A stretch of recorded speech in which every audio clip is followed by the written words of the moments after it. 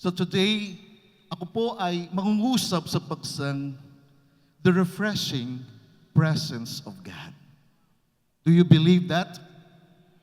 Sa panahon ng pagkakatuyo o pagkakapagod ng buhay, sa panahon na para bang tayo'y napagod, tayo ay nakaranas ng parang dinaanan lang tayo ng Pasko at pagkatapos tapos na, parang yung iba ay ano nangyari? But today, I will share to you that the presence of God will refresh you. It is the presence of God that will refresh you. Ang presensya ng Diyos ay nagpapanariwa, nagpapaginhawa.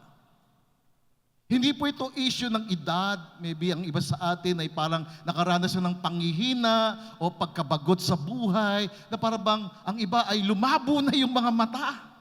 Yung bang nakakaranas tayo ng mga konting sakit-sakit sa katawan. You know, I have good news for you. Na ang presence ni Lord, nagpapasigla ng buhay. Amen? Ang presence ni Lord nagpapasaya ng buhay because in the presence of God, there is fullness of joy. Ang presence ni Lord nagpapaganda ng buhay. Nagpapalago ng buhay. That is why I'm here. I am so passionate for the presence of God. I love the presence of God. He is the most important person in my life. That is why I keep on talking to Him every day, every hour. I talk to God. Kinakausap ko siya na para bang kasama ko siya lagi. Because I believe in what the Bible says na sinabi kanina. Di ba? Na hindi ka iiwanan ng Diyos at hindi ka niya pababayaan. And you should be aware of His presence. I-recognize mo siya. Alalahanin mo ang Diyos sa iyong buhay araw-araw na parang kasama mo siya. Na siya yung iyong best friend. Na siya yung magpapasigla sa iyo. Na hindi ka affected ng season ng buhay. Hindi ka affected ng meron o wala. Hindi ka affected ng mga bagay ng mundong ito. Na ang mga tao sa mundong ito, affected sila ng mga nakikita nila, nararanasan nila, o ano man yung meron sila. But today, I want you to be affected by the presence of God. He is the one in whom we can rest. That's why David says, "Whom have I in heaven? And nothing that I desire on earth besides you." Because God refreshes life. Ang presensya ng Diyos nagpapasigla. Pakitapi kang katabi mo, sabi mo sa kanya, ang presensya ng Diyos nagpapasigla. Nagpapaginhawa. Nagpapabata. Nagpapalakas. Nagpapaganda ng buhay. Kaya kapag kasama mo yung presence ni Lord, you always recognize the presence of God, then you have that smile in your face. You have that beauty in your face. You see, the refreshing presence of God refers to the experience. Ito ay tumutukoy sa isang karanasan ng espiritual na pagbabago, pagpapanumbalik,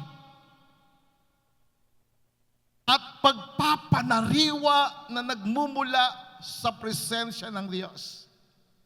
The presence of God renews, restores, refreshes us. That's why I love Him. Having that relationship with God, with the presence of God, is not about having religion na parang routinary, na ito yung iyong routine araw-araw, or someday sasamba ka, pupunta ka sa church, na ito yung lagi mong ginagawa na parang boring. Pagka ganun ang ginagawa, boring ang buhay. Pagkakilala mo lang ang Diyos sa isang relihiyon, sa isang pagkakilala, sa isang paniniwala. That is not life.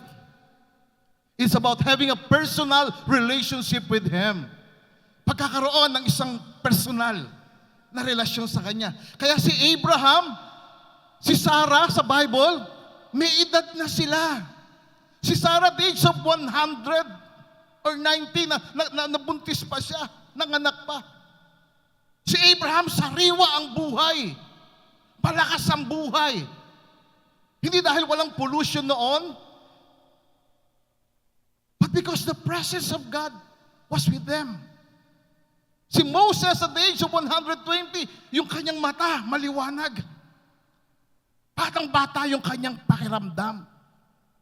Kasi yung presence ni Lord kasama niya lagi, araw-araw. I'm talking about the living manifestation of the presence of God. It's all about His presence. Na kapag kasama mong presence si Lord, lumalakas ka, gumiginhawa ang pakiramdam mo. Ito ay isang karanasan. Pakitapik ang katabi mo, sabi mo sa kanya, ito ay isang karanasan. Hindi ito kwento lamang. Hindi ito isang kasaysayan. Ito ay isang karanasan. Si Jesus ay isang karanasan. Ang Holy Spirit ay isang karanasan. That the more you recognize Him, the more you appreciate His presence, the more you value His presence, na pinagpapahalagahan mo yung presence niya. Kasi kapag kasama mo ang presence ni Lord, mag-iisip ka ng matuwid. Mag-iisip ka ng tama. Magsasalita ka ng tama. Bakit? Kasi kasama mo yung presence ni Lord. Di ba kapag kasama mo ang presidente, stiff ka? Na para bang robot ka, hindi ka gumagalaw. Kasi kasama mo presidente o kasama mo yung prominenteng tao, hindi ka gumagalaw, hindi ka kumikilos. Bakit? Kasi aloof ka sa pwedeng sabihin sa'yo. Pero sa Diyos hindi. Magiging aloof ka lang sa pagsasalita ng masama, ng mga negative words. Because when you speak negative words, you will attract negative spirits. But if you speak positive words, positive confession, you attract the presence of God. And the more you humble yourself to Him, the more you attract the presence of God. Kasi na-attract ng mga taong mapagpakumbaba yung presence ng Diyos. At yung mga taong mapagmataas, nilalayuan ng Diyos. Kaya kahit na anong mangyari, kahit na may mga tao magsalita ng masama sa iyo, mag-accuse sa iyo, mag-isip ng masama sa iyo, o anumang sabihin sa iyo masasamang salita, just humble yourself before God. And God will do the rest. Because God said in His Word, vengeance is mine, says the Lord. Ang Diyos ang maglalaban sa iyo. Ang Diyos ang maggaganti para sa iyo. Ang Diyos magtatanggol para sa iyo. Kaya you must love the presence of God. Amen? Love Him. Honor Him. Glorify Him. Now, the word refreshing refers to something that renews. Ito ang refreshing ay karaniwang tumutukoy sa isang bagay na nagpapabago, nagre-renew, nagpapasigla, nagre-revitalize, nagpapalakas, nagre-restore ng energy, ng strength, nagbibigay ng kaginawaan sa iyong well-being. This is what we need. This is what we need. That's why we pray, Our Father who art in heaven, hallowed be your name. Your kingdom come. Your will be done. Your presence come. On earth, in our family, as it is in heaven. In heaven, ano nangyayari sa langit? Sa langit, puno ng kagalakan, ng kasayahan. Sa langit, puno ng pag-ibig. Sa langit, puno ng kagalingan. And the more you make yourself near to God, the more na nagkakaroon ng reflection sa iyo ang kalikasan ng Diyos. Because nearness of God is likeness of Him. The more you behold Him, you will be transformed. You will be refreshed. You will be strengthened into the same image, into the image of Christ. From glory to glory. Yun yung buhay Kristiyano. Pinalalakas, pinasisigla, pinapaganda, binabago ang buhay. Ito ang nangyari sa isang lingkod ng Diyos na ang pangalan si Simeon. Titingnan natin siya. Simeon means the man who heard from God, the man who experienced the refreshing presence of God. Tingnan natin sa Bible, Lucas, Kabanatang 2. Tingnan natin. Talatang 25. Sabi rito, narito sa Jerusalem ay may isang lalaki na ang pangalan ay si Simeon. Si Simeon may edad na to. Kasama niya si Ana. Maybe ang kanyang edad nasa 80s na yan or 90s. Medyo mahina na. No? Para bang, he's waiting for the consolation of Israel. He's waiting for the coming of the presence of God. Siya si Simeon. Ang lalaking ito ay matuwid, makadiyos, naghihintay sa kaaliwan ng Israel, or he's waiting for the consolation of Israel. He's waiting for the Messiah, for the coming of the Messiah. He's waiting for the blessed presence of God to manifest to him. And the Bible says, the Holy Spirit is with him. Ang banal na Espiritu ay sumasa kanya. Ang banal na Espiritu ay nahayag sa kanya, o naghayag sa kanya, na sinabi sa kanya, kinausap siya ng Holy Spirit, at sinabi sa kanya, hindi siya mamamatay hanggang hindi niya nakikita, o hindi niya na-encounter, o hindi niya nararanasan ang Mesiyas, ang tagapagligtas, or hindi niya nararanasan yung presence noon ng Messiah. And so yun ang sinabi ng Holy Spirit sa kanya. Verse 27, siya ay pumunta sa loob ng templo sa pamamagitan ng Espiritu. He was led by the Holy Spirit, by the presence of God, to be in the temple. And then, dinala ng mga magulang ni Jesus ang maliit na batang si Jesus sa templo. Ito yung si Jesus ay iaalay sa templo. Kasama ng kanyang mga magulang. Ito ay isang kaugalian na naayon sa kautusan. And verse 28, nang dinala nila ang maliit na bata, nakita siya ni Simeon. At nung nakita siya ni Simeon, nagkaroon ng matinding kagalakan sa kanyang espiritu. Nakita niya yung bata na si Jesus. At kinarga siya ni Simeon. And then he began to praise the Lord. Nagsimula siyang magpuri sa Diyos. At ito ang kanyang testimony. Sabi niya, verse 29, sinabi niya sa Panginoon, ngayon ay papanawin mo na ang iyong alipin. Lord, sabi niya, ngayon pwede na ako sa iyo. Pwede na ako pumunta sa iyo.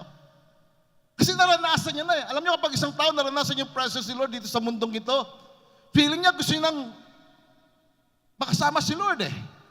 Kaya sabi niya rito, nung naranasan niya yung presence ni Lord, nung na-encounter niya yung presence ni Lord, then he said the word, sabi niya, ngayon, Panginoon, papanawin mo na ang iyong lingkod, ang iyong alipin na may kapayapaan ayon sa iyong salita. Verse 30, sabi niya, ito ay sapagkat nakita na ng aking mga mata ang iyong pagliligtas. Nakita na ng aking mga mata. In other words, naranasan ko na, nakaharap ko na ang tagapagligtas, ang Mesiyas. He experienced the presence of Jesus. And then he said the word, verse 31, inihanda mo ito sa harap ng lahat ng mga tao. Verse 32, ang kaligtasan ito ay isang liwanag. This salvation is about the light of revelation upang maging kapahayagan sa mga hintil. Ito ay kaluwalhatian ng Israel sa iyong mga tao. This man who was righteous and devout, matuwid at masikap na tao, he heard from the Lord about the presence of Jesus, and then he was refreshed. Pinasigla siya ng Panginoon. Pinalakas siya ng Panginoon. Naranasan niya yung presence ni Lord. So paano niya naranasan yung presence ni Lord? Kasi he was led by the Holy Spirit to go into the temple. Ginabayan siya ng Banal na Espiritu pumunta doon sa church to worship. Then suddenly, he met the very presence of Jesus. Tingnan natin yon in the English version. Verse 27, he was led by the Spirit. he, Simeon, came into the temple, and when the parents brought in the child Jesus to do for him according to the custom of the law, he was led, he was guided and directed by the Holy Spirit to meet Jesus on the temple, on the church, to experience the very presence of Jesus. And when he saw Jesus, he knew in his spirit, naramdaman niya sa kanyang espiritu, ito ang Messiah. Ito yung tagapagligtas. Because yung kanyang espiritu ay nagte-testify, kumokonek sa Holy Spirit, at ito ay nagbibigay ng patotoo sa kanyang espiritu, sa kanyang puso, na ang Mesiyas, ang tagapagligtas, ay dumating. At siya si Yesu Cristo, ang anak ng Diyos na buhay. And so verse 28, when he saw him, he received him in his arms and blessed God. When the Bible says he received him, meaning he embraced Jesus. He embraced the very presence of Jesus. And after he embraced, after he experienced, after he felt the very presence of Jesus, then he began to praise God. Kasi kapag ka naranasan mo yung presence ni Lord, talagang aapaw sa iyo ang pagpupuri sa Panginoon. Aapaw sa iyo yung patotoo. Aapaw sa iyo yung pagbibigay ng pagpupuri sa Panginoon. Then he testified of what the presence of Jesus or of what Jesus would do to those who believe in Him. Ano yung kanyang testimony? First na kanyang testimony, Jesus will be the Savior. Salvation will come to everyone who believes. There will be a light of revelation. Magkakaroon ng liwanag ng kapahayagan. And then there will be glory. And the glory of God is the manifestation of the presence of God. Tingnan natin yun. Verse 29. And then he said the word, Lord. Sabi niya, Lord, now let your servant depart in peace according to your word. Why? Because my eyes have seen your salvation. Nakita ng aking mga mata. Naranasan ko yung pagliligtas mo. Ako mismo. According to his testimony, sabi niya, siya mismo. He experienced Jesus. Alam niyo po sa Middle East, just sideway lang sa Middle East, hindi ka makakapag-share tungkol kay Jesus. Alam niyo yung mga tao doon, nakikilala nila si Jesus? Dahil si Lord nagre-reveal sa kanila sa panaginip. Ipinaparanas ni Lord yung kanyang presensya sa panaginip. Meron ang isang babae doon na talagang pagod na siya sa buhay. Gusto niya nang mag-suicide. Ayaw niya nang mabuhay. Then suddenly she had that dream of Jesus telling her how much Jesus loved her. Kasi kapag naranasan mo si Jesus, aapaw sa iyo yung kagalakan. Aapaw sa iyo yung pag-ibig. Aapaw sa iyo yung kanyang pagmamahal. And because of that, yung babae niya, naligtas siya. Just a dream of seeing Jesus in her dream. Sa kanyang panaginip. No, si Simeon, sabi niya, my eyes have seen your salvation. I experienced your salvation. Verse 31, which you have prepared in the sight of all people, na inihanda mo sa lahat ng mga tao. And verse 32, it is a light for revelation. Jesus is not just the Savior, He is the light of revelation. Jesus is the light of this world. Jesus said, I am the light of this world. He who follows me will never ever walk in darkness. Ang sino mang taong susunod sa akin, hindi nalalakad sa kadiliman. Ang sino mang taong maranasan niya yung presence ni Jesus, magliliwanag si Jesus sa kanyang buhay at hindi na siya mananatili sa madilim na pamumuhay. Amen? Amen? Do you believe that? Not just a light for revelation, but also the glory of His people, Israel. Ang glory ng Israel, ang kaluwalhatian ng Israel, ay ang presence mismo ng Diyos. Kung wala ang Diyos sa Israel, hindi makapangyarihan ng Israel. Hindi first world ang Israel. Hindi maunlad ang Israel. But because the presence of God was with them. panalo sila. Ang buhay na panalo, ang buhay na matagumpay, ang buhay na pinagpala ay buhay na sinasamahan ng presensya ng Diyos. Can we give Him the praise? Now, listen carefully mga kapatid. Ano yung dahilan bakit naranasan ni Simeon yung presence ni Jesus? Ano yung dahilan? Bakit niya naranasan yung pagpapasariwa, yung pagpapasigla ng kanyang kaluluwa? Nasa edad na siya na para bang, alam nyo, pagka sinabing sa ngayon sa atin, di ba? Kapag nasa 60s ka na or 70s, parang andyan ka na lang sa tabi. Diba? Parang hindi ka na pinapansin eh. No, wala nang appreciation sa'yo eh. Nagyayari yun. Maybe si Simeon, hindi lang siya 70s eh. Maybe nasa 80s na siya eh. Kasi yung kasama niya rito sa templo, si Anna, 85 years old woman.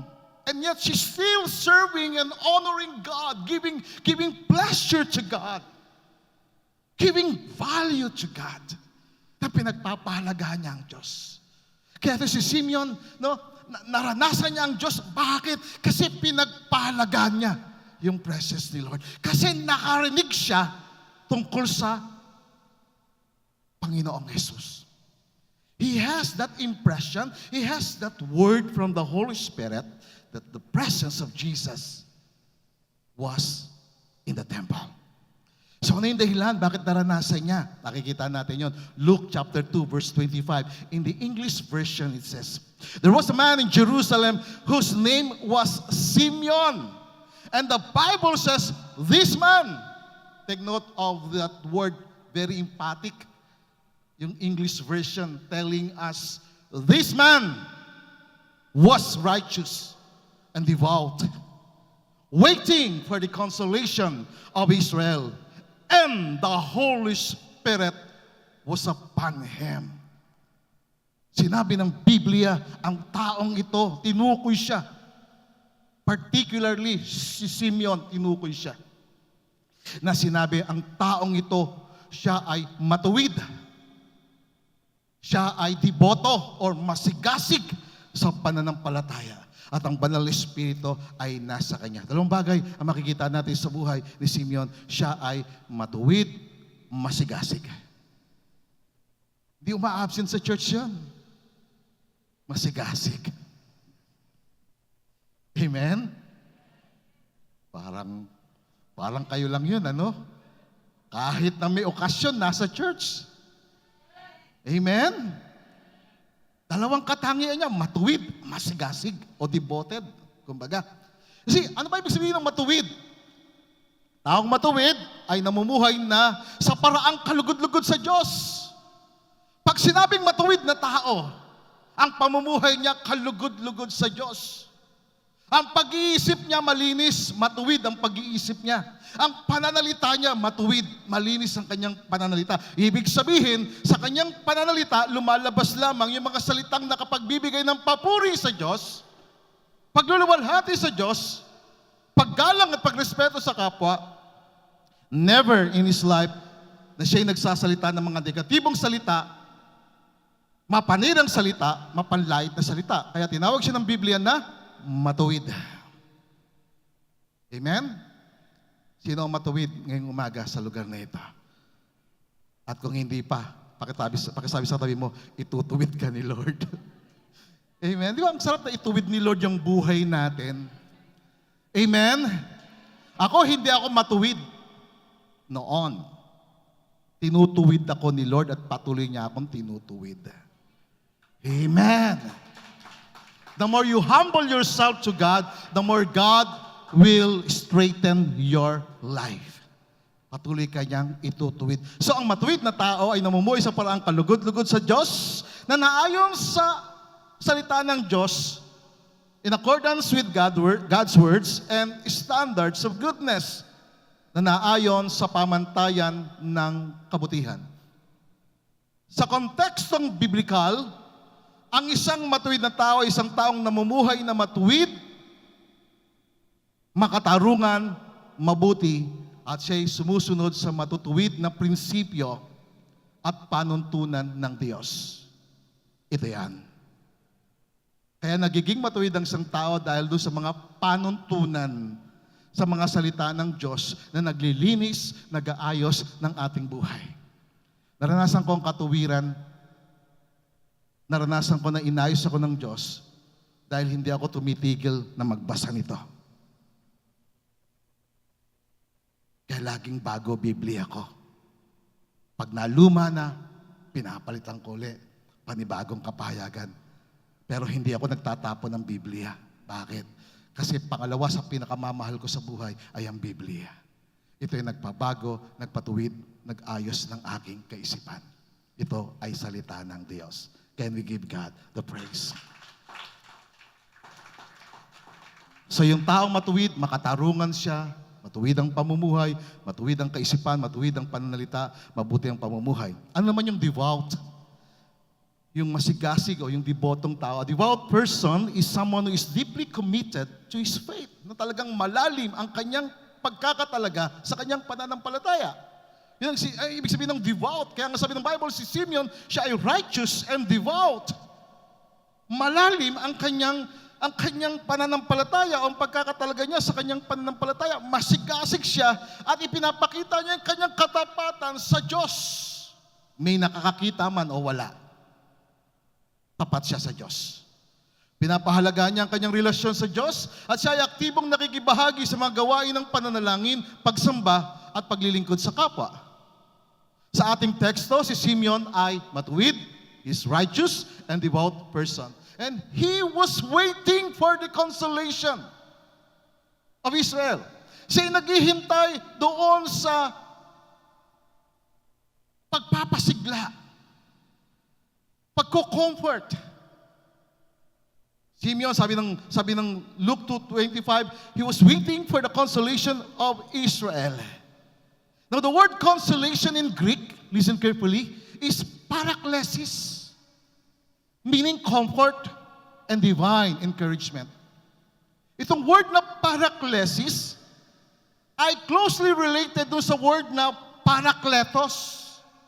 Galing yung word na paraklesis sa word na parakletos, na ang word na parakletos ay isang title sa Holy Spirit as our comforter, our helper, our advocate. Sa Holy Spirit na nagre-refresh sa atin sa panahon ng spiritual tiredness, sa panahon ng pagkapagod, sa panahon ng pagkatuyo. Pansinin mo kapag ikaw ay napapagod lagi, para kang nauubusan ng lakas, nawawalan ka ng sigla, check yourself. Maybe malayo ka na sa presence ni Lord. Maybe the Holy Spirit was or is in a distant sa buhay mo. Pag lagi kang pagod, pag lagi kang inaantok pag kasi pastor nagpipreach. Amen? Pagka parang laging malayo ang tinatanaw mo, pero wala ka namang nakikita. O wala kang tinatanaw. You see, the Holy Spirit is our Parakletos. He is the one who refreshes us. He is the presence of God. Siya yung consolation in the person of the Lord Jesus. So in a spiritual sense, consolation is the divine encouragement, divine comfort. Simeon was waiting for the divine comfort, for the coming of the presence of God, for the coming of the Messiah. And the consolation of Israel points to Jesus Christ, the Messiah, as the assurance of God's presence. Take note of this. Jesus Christ is the assurance of God's presence. If Jesus is in your life, you have the assurance, may katiyakan ka na hindi ka pababayaan ng Diyos. Hindi ka iiwanan ng Diyos. Kaya nga meron tayong declaration ng kapahayagan ng ating pananampalataya na ikaw ay anak ng Diyos. Na ikaw ay kasama sa pinagaling at pinagpala. Jesus Christ is the consolation of Israel. He is the assurance of God's presence and to the work of the Holy Spirit in bringing the refreshing presence of God. It was the presence of Jesus that refreshed Simeon even in his old age. Kaya tayo, pakisabi sa katabi mo, huwag kang matakot. Kahit na tumanda ka, kahit na manghina ka, palalakasin ka ng Diyos. Amen? Patatatagin ka ng Diyos. Just remain in the presence of Him. Just nurture your relationship with Jesus. And He will refresh you. Pasisiglahin ka niya. Palalakasin ka niya. Amen? Naniniwala po ba kayo doon? Kaya ako hindi ako natatakot sa pagtanda. Hindi ako natatakot.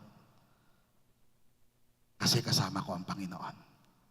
Pagkasama mo ang presence niya, you will not fear anything.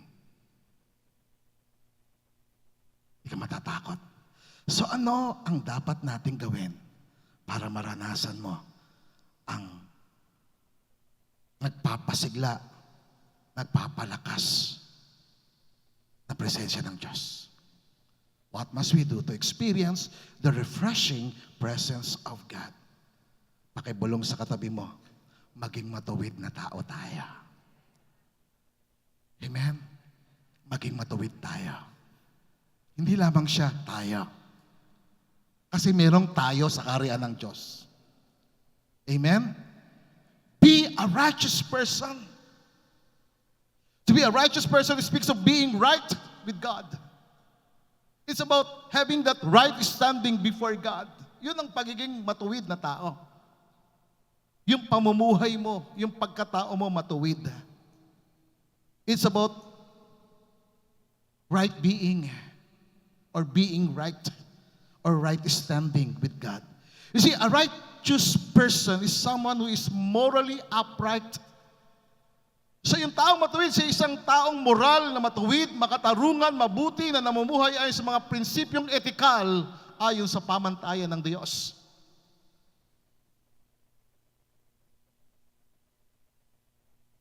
Yun yung taong matuwid. Moral na matuwid. Makatarungan, mabuti ang pamumuhay at namumuhay ayon sa ethical principles of God's standards. Ano yung standard ni Lord? The Bible. Ito yung pamantayan niya. In a biblical context, a righteous person does what is right in the sight of God. Ang taong matuwid ay namumuhay, ginagawa yung matuwid sa harapan ng Diyos. Mga kapatid, nakikita tayo ng Diyos. Walang pwedeng pagtaguan ng isang tao na hindi siya makikita ng Diyos. Lahat ng tao kilala ng Diyos. Alam ng Diyos ang kanyang pamumuhay. So nais ng Diyos para maging masigla ang iyong buhay, masaya ang iyong buhay, maranasan mo yung kanyang refreshing presence, just be a righteous person. Maging matuwid ka. A righteous person is someone who lives by God's standards. Yung taong matuwid, siya ay nabubuhay doon sa panuntunan ng Diyos na nagpapakita ng integridad sa kanyang pamumuhay, na matapat na sumusunod sa Diyos, sa kanyang kaisipan, sa kanyang pananalita at sa kanyang gawa. Sumusunod sa Panginoon ay sa kalooban ng Diyos. They do what is right. Ginagawa o sinasabi yung tama, pinamumuhay. At tandaan po natin, sabi ng Biblia, Psalm chapter 5 verse 12, basahin natin ng malakas. Ready? Go! Surely, Lord, you bless the righteous. You surround them with your favor as with a shield. Do you believe that? Naniniwala po ba kayo doon? Pinagpapala ng Diyos ang matuwid na tao. He surround them. Meaning, in other words, His presence surround them with favor. Yung presensya ng Diyos ay nananahan sa kanila at pinaikutan sila ng kaluguran ng Diyos. Favor meaning kaluguran ng Diyos, kasiyahan ng Diyos, pagpapala ng Diyos bilang kanyang shield or panangga. The reason why Simeon experienced the refreshing presence of God because of righteousness. And if you want to experience the refreshing presence, because the presence of God will refresh you, just be a righteous person. Amen? Maging matuwid tayo. Kahit na yung mundo mo hindi matuwid, kahit na yung trabaho mo, mga tao sa paligid mo hindi sila matuwid, maging matuwid ka. Kahit na yung mga kasama mo nagtitinda, hindi tama yung timbangan nila, maging matuwid ka, maging tama ang iyong timbangan. Kahit na mga klase mo, hindi sila matuwid, maging matuwid ka, ipakita mo na kasama mo ang Diyos sa iyong buhay. Dahil sinasamahan at pinagpapala ng Diyos ang mga matuwid na tao. Amen? Can we give God the praise? Secondly, be a devout person. To be a devout person speaks of your doing. To be a righteous person speaks about your being. Yung buhay. Ang pagiging deboto o ang pagiging masigasig na tao, devout person, ito ay nangungusap ng kanyang mga ginagawang tama. Tama ang kanyang mga ginagawa. You see, a devout person is someone who is deeply committed to his faith. Ang isang debotong tao ay masigasig at lubos na nakatuon sa kanyang pananampalataya na nagpapakita ng matibay na debosyon, paggalang at katapatan sa kanilang mga espiritual na gawain. Yun yung debotong tao, masigasig. Kaya sa panahon natin, ang daming deboto, di ba? Lalo na ito pagpasok ng January, mga deboto talagang inihila nila yung tali doon sa kung saan man sila mahampas di ba? Talaga ang dami, puro kalalakihan, devoted sila. They were blind followers.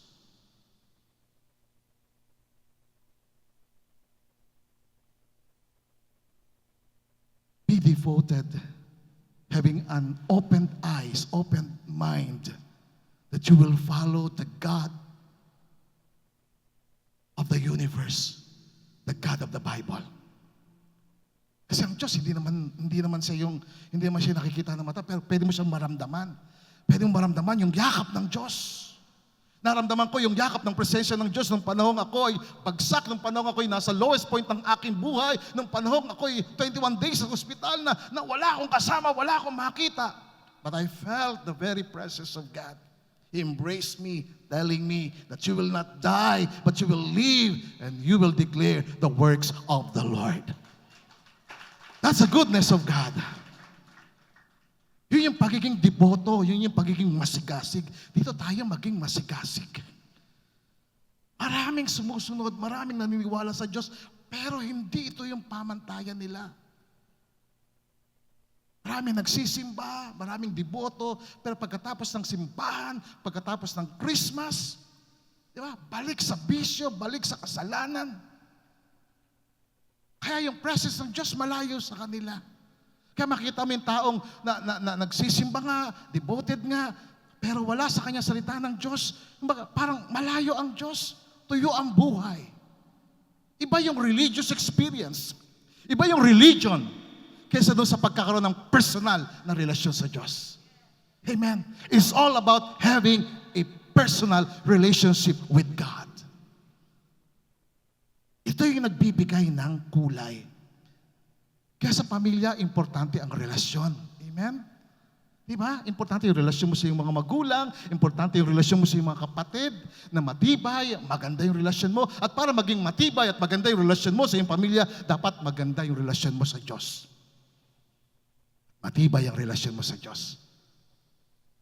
Pagkatotoo ang pagkakilala mo sa Diyos, matibay ang pagkakilala mo sa Diyos at maayos ang iyong ugnayan sa Diyos, maayos ang ugnayan mo sa iyong kapwa. Matuwid ang iyong pakikiharap sa iyong kapwa. maayos ang iyong pakikiharap sa iyong kapwa. You see, a devout person prioritizes his relationship with God. With God. Ang taong devoted, ang taong masigasig, pina-priority niya, inuuna niya yung kanyang relasyon sa Diyos. At aktibong isinasapamuhay ang kanyang pananampalataya. Actively lives out his beliefs through acts of worship na pinapakita niya ang kanyang aktibong pananampalataya sa pamagitan ng mga gawaing pagsamba, pananalangin, paglilingkod sa kapwa. See, a devout person focuses on faithfulness, spiritual commitment, and dedication to God. Nakafocus siya doon sa kanyang katapatan, sa kanyang spiritual na commitment sa Diyos at dedikasyon sa Panginoon. At tandaan po natin, sabi ng Biblia, John chapter 9, verse 31 in the Common English Bible, sabi diyan, we know that God doesn't listen to sinners. Alam natin, hindi pinakikinggan ng Diyos ang mga makasalanan. Kahit na manalangin ng makasalanan at patuloy siya sa kanyang paggawa ng kasalanan, hindi kailanman diringgin ng Diyos ang kanyang panalangin dahil ang kasalanan ang umahadlang sa Diyos at sa Kanya. But the moment yung sinners, yung makasalanan, ay lumapit sa Diyos, nagpakumbaba at kanya sinabi, Panginoon, patawarin mo ako. Pakikinggan siya ng Diyos. Ako makasalanan eh. Nagsisimba ako noon, pero pagkatapos kong magsimba, balik ako sa bisyo, balik ako sa kasalanan, balik ako sa masamang gawain. Meron akong reliyon, meron akong paniniwala, pero ba't ganun ang aking buhay? Until the day na nakilala ko si Jesus personal. Until the day na nagkaroon ako ng encounter kay Jesus. Binago niya ako, pinatawad niya ako. You see, God listens to anyone who is devout and does God's will. Nakikinig ang Diyos sa sino man na deboto sa Kanya, masigasig at ginagawa ang Kanyang kalooban. Hindi pwedeng devoted ka lang sa Kanya pagkatapos hindi mo gagawin ang Kanyang kalooban. Wala pong ganon. Malayo ang Diyos sa taong devoted nga, masigasig nga sa gawaing reliyon, pero hindi ginagawa ang kalooban ng Diyos. Pinakikinggan ng Diyos ang taong devoted at ginagawa ang kalooban ng Diyos. Amen? At sila'y nakararanas ng presensya ng Panginoon. Sapagkat ang Diyos, ipinapahayag niya ang kanyang presensya sa mga taong nagnanais na maranasan siya. Kung nais mong maranasan ang presence ni Lord, God has His word for you. Ano yung word ni Lord sa atin? Sa pagtatapos nito ng New Year, ano yung sinasabi ni Lord? Sa New Year, bago ka pumunta sa 2025, iiwanan mo yung 2024. Marami tayong karanasan sa 2024. May masaya, merong hindi. May matagumpay, minsan merong hindi. May hindi mga magagandang pangyayari na nangyari sa iba sa atin sa 2024. But we are facing right now the 2025. So ano dapat natin gawin para yung presence ni Lord kasama natin sa 2025? Ano ang dapat natin gawin? Ito sa salita ni Lord, Gawa, Kabanatang 3, talatang 11. Pakihawak yung katabi mo. Ayan, hawakan mo yung katabi. Yung malayo, ayan, kumaway na lang. Sabi diyan, magsisi kayo. Magbalik loob upang mapawi ang mga kasalanan, upang kung magkagayon, magsidating ang mga panahon. Take note of the word, ha? Magsidating ang mga panahon ng kaginhawaan mula sa harapan ng Panginoon. So para dumating ang mga panahon, marami yan, mga panahon ng kasiglahan, mga panahon ng kasiyahan, mga panahon ng kagalakan, mga panahon ng kabutihan, mga panahon ng pagpapala. Ano dapat gawin? Magsisi. Magbalik loob. Pagsisihan ng mga kasalanan. No, dapat magdesisyon ka na pagpasok ng 2025, itong bibig na to. Sasabihin mo sa sarili mo, itong bibig na to. Hindi na ito magsasalta ng negative. Amen? Ang bibig na ito hindi man lalait ng tao. Hindi maninira ng buhay ng kapwa. Amen? Magdidesisyon ka na ang asawa mo, mamahalin mo, hindi mo pagsasalitaan ng hindi magaganda. I-encourage mo yung asawa mo, i-encourage mo yung pamilya mo, never to speak something that will degrade their personality. Huwag mong ibababa ang kanilang pagkatao, palakasin mo sila. Kung this year, 2024, search yourself, evaluate yourself, ano ba yung kinakailangan kong pagsisihan? Ano ba yung kailangan kong talikuran? Ano ba yung kinakailangan kong iwanan at magbalik loob na ako sa Panginoon para maranasan ko magsidating, take note, ang mga salitang, ang mga panahon. Yan. Mga panahon ng pagpapala, mga panahon na may bigla na lang, suddenly may mag-aabot sa iyo ng mga thousands, di ba? Masaya yun di ba? Na mga panahon na may mag-aabot sa iyo ng mga pagpapala, mga panahon na may magsasama sa iyo, magta-travel kayo sa ibang bansa, mga panahon ng kaginhawaan. Sino may gusto nun? Sino may gusto ng mga panahon ng kaginhawaan mula sa harapan ng Panginoon? Mga panahon ng mga pagpapala, mga panahon pagpapalakas at pagpapasigla, na mabawasan ang mga panahon ng paghihirap ng buhay. Mga panahon ng karalitaan, mga panahon na hindi maganda. Mapalitan nyo ng mga panahon ng kaginhawaan. Another version mula sa salita ng Diyos. Sabi diyan, diretso, magsisi nga kayo. Yan. Magsisi nga kayo. Magsisi na kayo sa mga maling pananalita, maling gawain. Ibig sabihin, maging matuwid na kayo. Magbalik loob na kayo. Ibig sabihin, maging masigasig na kayo sa Panginoon. Hindi yung pagka-Sunday, kinakailangan pang gisingin mo ang sarili mo para maaga sa church. Amen? Hindi yung kinakailangan pang hikayatin ka na, uy, mag-church na tayo. Hindi. Dapat pagpasok ng taon, masigasig ka na. Maalab ka na. Maapoy ka na. Nakasama ka na doon sa prayer chain 24/7 na nagpipray sa church, nagpipray sa mga kapatiran, na mga kapatiran ay samahan ng Panginoon, pagpalain ng Diyos. Amen. Para sa pagdating, pagpawi ng inyong mga kasalanan, ay dumating ang panahon. Tama ba? Ang panahon ng pananariwa. Tama ba? Ang panahon ng pananariwa. Tama po ba? May ibig sabihin marami pa din. Mga panahon na ikaw ay refresh. Mga panahon na ikaw ay malakas. Mga panahon na ikaw ay sariwa. Mga panahon ng pananariwa na hindi mahalata ng tao na may edad ka na. Pagdalo, ilang taong ka na. Sabi mo, senior na ako. Hindi ka mukha senior. Fresh na fresh ka pa rin. Sariwa ka pa rin. Batang-bata ka pa din. Di ba? Para yung mga panahon ng pananariwa dumating mula sa harapan ng Panginoon. Amen? O Englishin natin yan para maintindihan naman natin ng konti.